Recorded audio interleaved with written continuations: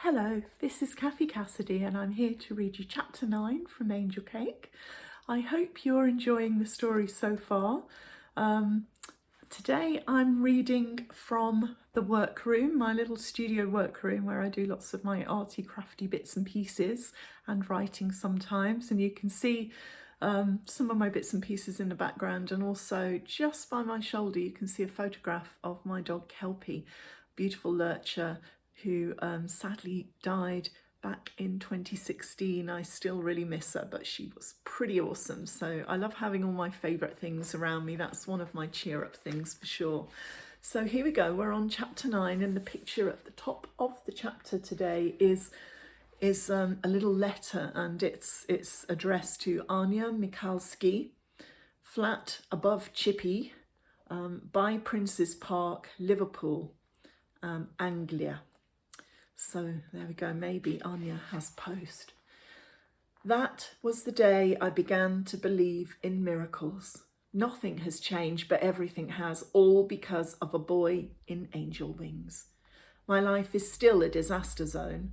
I'm still sharing a room with my little sister in a scabby flat where the smell of chip fat and vinegar clings to everything. But none of that seems to matter anymore because of Dan. I lie awake late into the night, listening to the sound of people outside, laughing, singing, fighting. When I sleep, my dreams are full of a tall boy with caramel skin and angel wings, a boy who kissed me in the rain. The next day I go to school with a little less dread in my heart.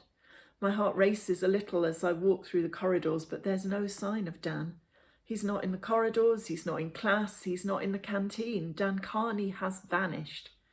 Frankie flops down next to me at lunchtime. It looks like I have a new friend. We bonded over strawberry meringues, a match made in heaven. Frankie is an outsider, a misfit, a million miles away from Nadia and the cool popular kids I knew back in Krakow. But then I'm kind of a misfit myself these days.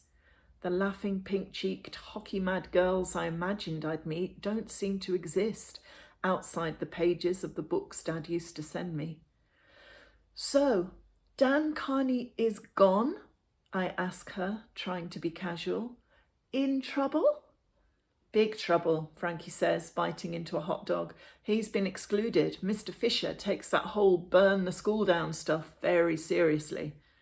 Excluded? Banned from school for a few days, Frankie explains. Still, it'll take more than that to change Dan. The disappointment must show in my face because Frankie starts to grin. Wait a minute, Anya, he was flirting with you, right, in the cafe? Don't tell me you've fallen for him. Dan is a friendly boy, I whisper. Frankie snorts. How friendly, exactly? I can't quite meet her eye. In the park. We talk, and then... He didn't kiss you, did he? She squeals. I bite my lip. Frankie shakes her head. Seriously, Anya, don't go there. Dan is bad news, a scally, a troublemaker. He's not boyfriend material. Don't be fooled by the angel wings. I won't, I promise, even though I know it's already too late. On Wednesday, a letter arrives from Krakow. I recognise Nadia's curly handwriting and rip it open grinning, but the smile soon fades.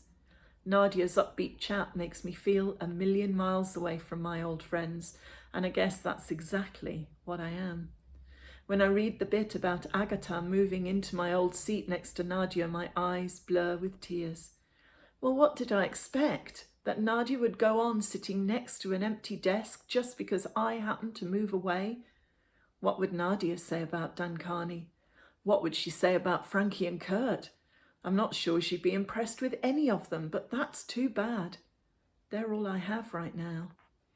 That afternoon, I dragged Kasia along to the park, hoping to bump into Dan, but it's empty except for a few shivering mums with kids in pushchairs.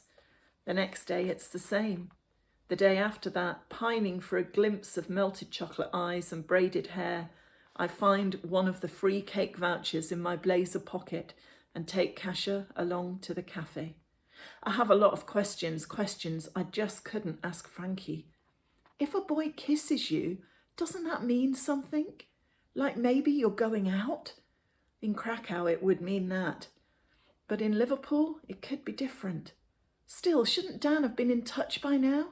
He didn't ask for my phone number, but maybe he could call at the flat or something. Anything.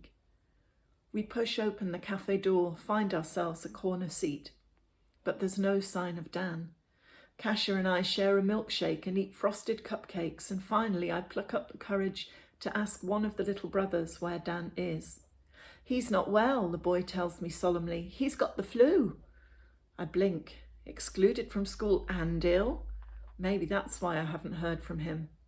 I tell Frankie this the next day at break time. I bet the flu is just a cover-up, she says. Dan's parents probably don't even know he's been excluded. That boy is such a chancer. She narrows her eyes.